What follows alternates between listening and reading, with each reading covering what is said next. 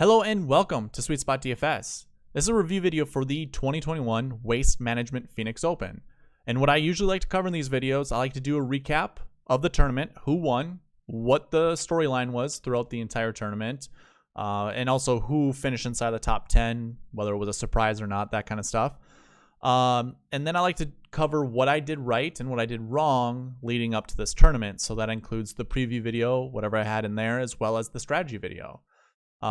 This review video I'm going to try to do as quick as possible because, like other Americans out there, I do have Super Bowl party plans as well. So we're going to try to get this one done as quick as possible. You can find timestamps in the description. The progress bar is also cut up into segments. Hovering over that progress bar will show you what segment is what. So let's go ahead, dive into the spreadsheet. And I have the results page up. So you can see Brooks Koepka won the tournament.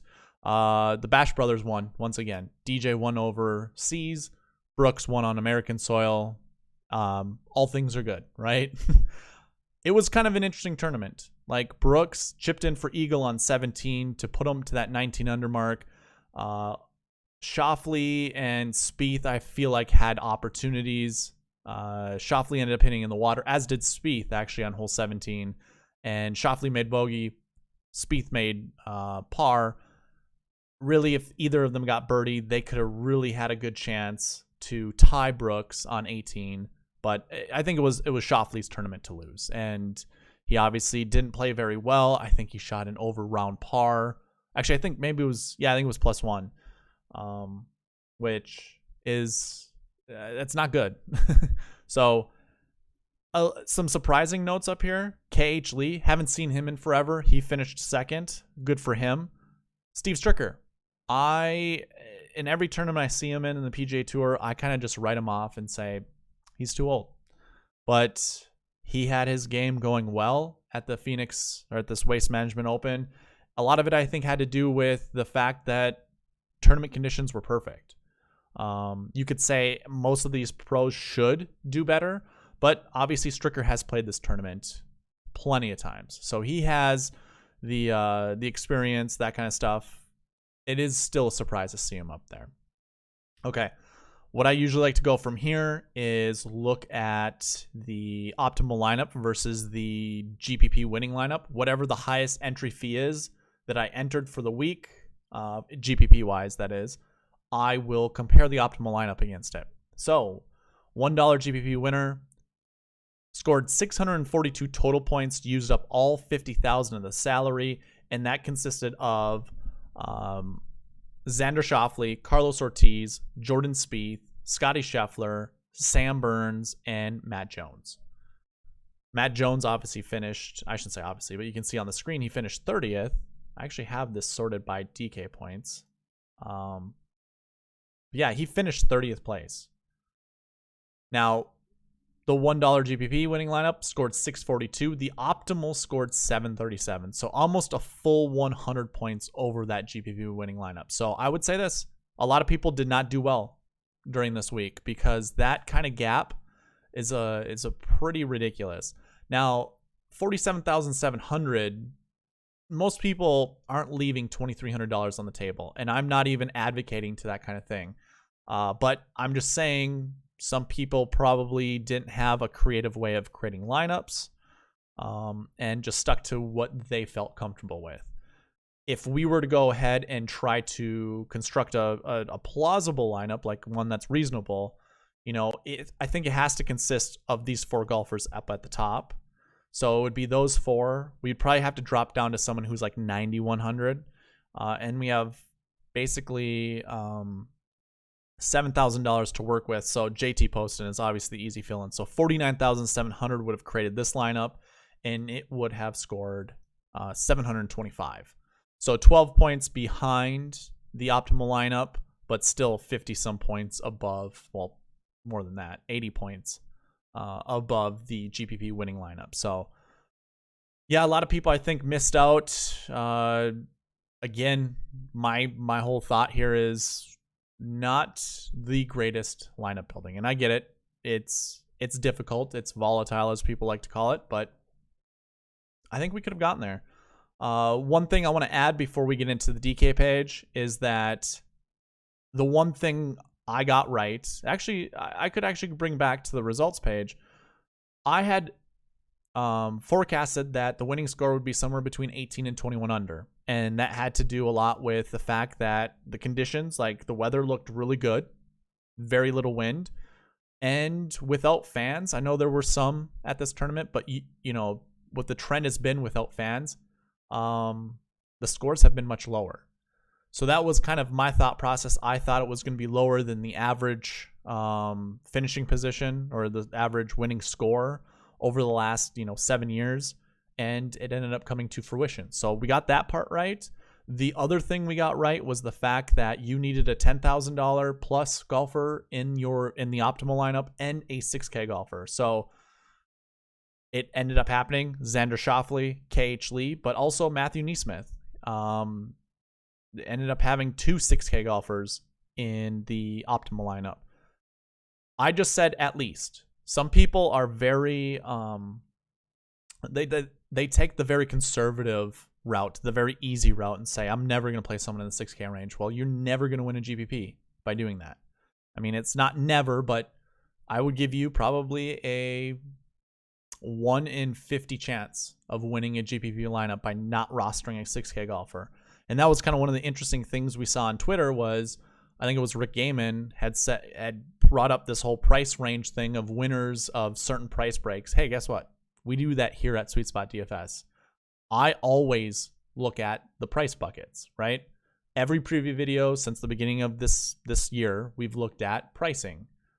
Historical salaries is what it's called. So it's fun to see that someone like him is kind of going out on that and doing that, but I'm gonna claim credit first. I know I'm not the first person, I should say, but I really don't see anybody higher up doing that kind of analysis. So it was kind of cool. I'm not saying he watches this, but hey, if he does, awesome. But we kind of already knew that, right? We look at this kind of thing.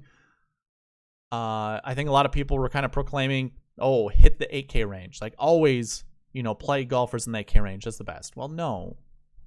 Unless you're looking for outright winners, sure. But well, I shouldn't say always. The majority of the time, you're going to need a 10K golfer.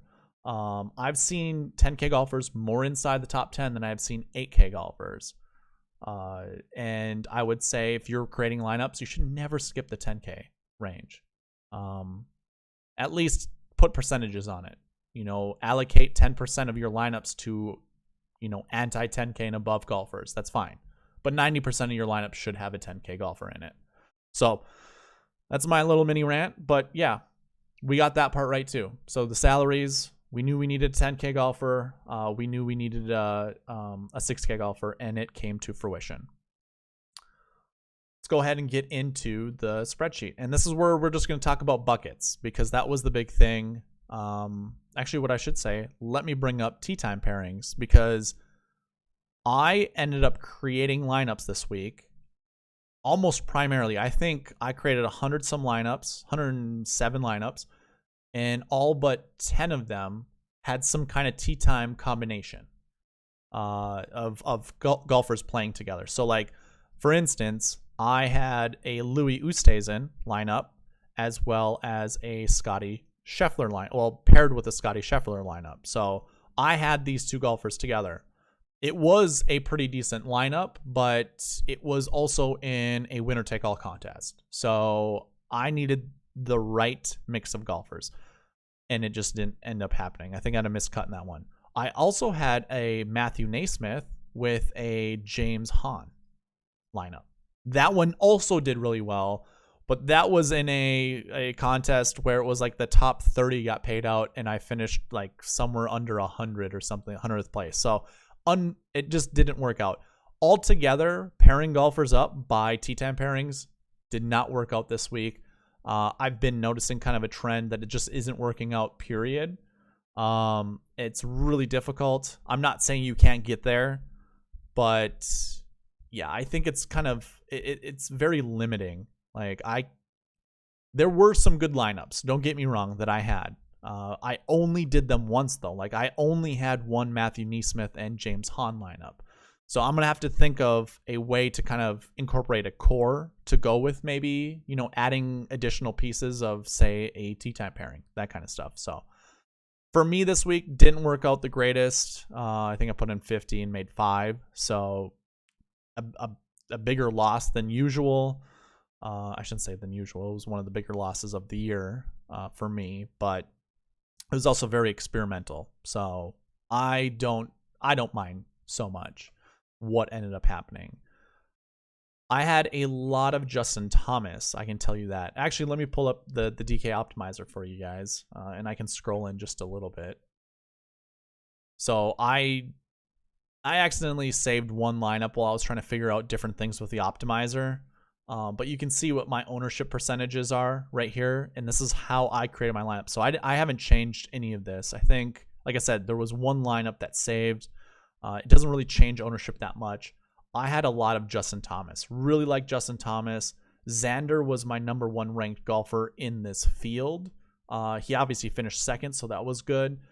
Obviously, you can see 15% of Jon Rahm. I didn't play a lot of him. The unfortunate thing that happened to Justin Thomas, if you guys aren't aware, his grandfather passed away Saturday night. So all of Sunday, it was on the broadcast quite a bit. He looked somber. He didn't look like, he was not, and rightfully so, he just was not in the right frame of mind to do well. So 30% is a pretty high ownership. He didn't do terrible. Like, if we bring this back up, JT is right here. He finished 13th place. And it could have been so much better. I really thought he was going to win this tournament after his Saturday round. And obviously the news of the grandfather passing away, that just kind of, unfortunately, kind of just sunk a lot of lineups, at least for me. And I know a lot of people around the industry. So unfortunate, but that's life. It happens. Let's go ahead, and so we kind of just finished up on tee time pairings there. Let's go ahead and talk about the buckets. First and foremost, we can talk about the last year buckets. I would say this is one that kind of failed this week. I'm going to say it did fail, because when we recap what we wanted, when we were looking at last year buckets, you can see like basically the average was around 4 to 5 golfers who were in the last year bucket one. In the last year one buckets, we wanted like around 4 of them. Only one showed up inside the top 10, and that was Xander. So obviously that failed. And then the other 2 here, JT and Jon Rahm. 13th place, so not too far outside the top 10, but ultimately not that great of a showing for our last year bucket ones. And when I was doing my optimizer, thankfully I've learned never to really have too many, like mins, or I shouldn't say too many, but not to set the min super high. Because obviously if you see from the notes page, our minimum was 1 in that range. I was expecting to see much more than that. But if you just look at even the top 10, Nate Lashley shows up here. But outside of Nate Lashley, nobody is under 10,800.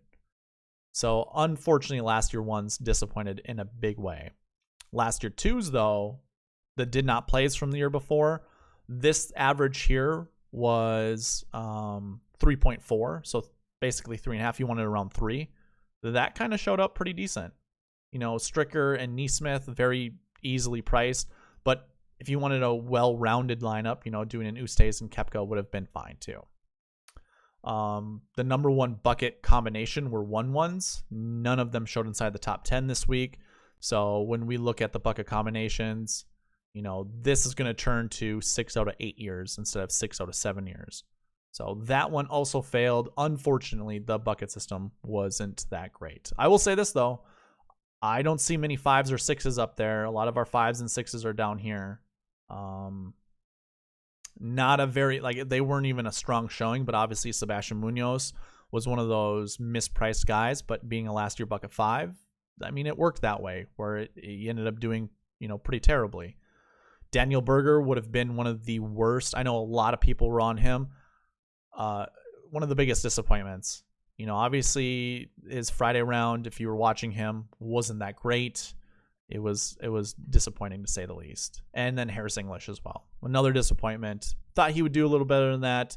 We can see a lot of more of the last year ones here. You know, we had big things in mind for Webb Simpson, even Hideki. I know a lot of people were on him. But yeah, it was not a very good showing for last year ones. And last year 2s and 3s are going to move up. I think the last year 1s are going to stay the same. I don't think we have anything to worry about with that. Yeah, I mean, last year 2s are going to get really close to last year 1s, but it's not going to be nearly the same. It's not going to be that close. But either way, I believe we talked about how COVID was going to mess around with this, and it didn't as much as we thought. We knew we were going to see more last year 3s because that bucket was a little bit larger than usual, and therefore we did. Or I should say, it showed a little bit more as we predicted.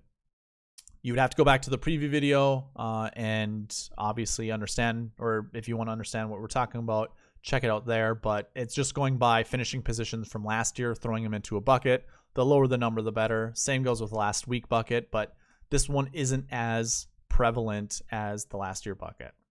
So I'm going to put that to rest. Let's go ahead and talk about the strokes gained bucket. We kind of have a different page for this one. And the big thing here is, as we go left to right, obviously, or I should say obviously, the buckets that are on the left are better than the buckets that are on the right. You can see what they are. Positive off the tee, positive putting. That would be this bucket here. And this would be bucket 2 for strokes gained. This would be bucket 1. Now, bucket 1 is also incorporated into bucket 2. Basically what I feel like with bucket 1 is it's just more of a, what's the word I'm looking for? Like an enhancing feature to bucket 2.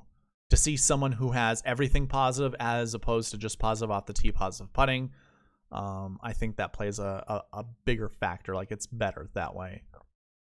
But what I do every time that we do these review videos is go left to right, look at the buckets. You know, we have out of bucket 2 and 1 the combination. So bucket 2 and 1 combined is 12. Bucket 1 is 6. So obviously there's an even break of 6 golfers inside the top 20, everything positive, and 6 golfers that are in bucket 2 with the positive off the tee, positive putting. Combined ends up being 12. As we scroll over, you see 3 in bucket 3. That is positive off the tee, negative putting. You see 3 inside of bucket 4, which is negative off the tee, positive putting. And really also 3 in bucket 5, which is really surprising. And that's negative off the tee, negative putting. So really interesting that I shouldn't really say interesting. This is just one of those things that keeps continuing to hit week in and week out. Obviously, there are some golfers here that you needed in the optimal lineup. So the little black tick marks on here, you can see those are the optimal lineup golfers. If I were to highlight each one of these guys, you're going to see the different types of buckets that were incorporated. So 1s and 2s are basically the same, right? That's positive off the tee, positive putting. That showed up, largely. And then we have 1 bucket 3, 1 bucket 4, 1 bucket 5. We go back to the strokes gained buckets. Basically, it's pick 2 to 4. We ended up having 3 within this bucket. I mean, it's, both these buckets combined, like I said. We end up having 3. I do have pick 1 to 3 for bucket 3, 0 to 2 for bucket 4, which obviously we found 1, and 0 to 2 for bucket 5. So the buckets, again, they're a way to narrow down the player pool, which is fantastic. And that's what we want it to do.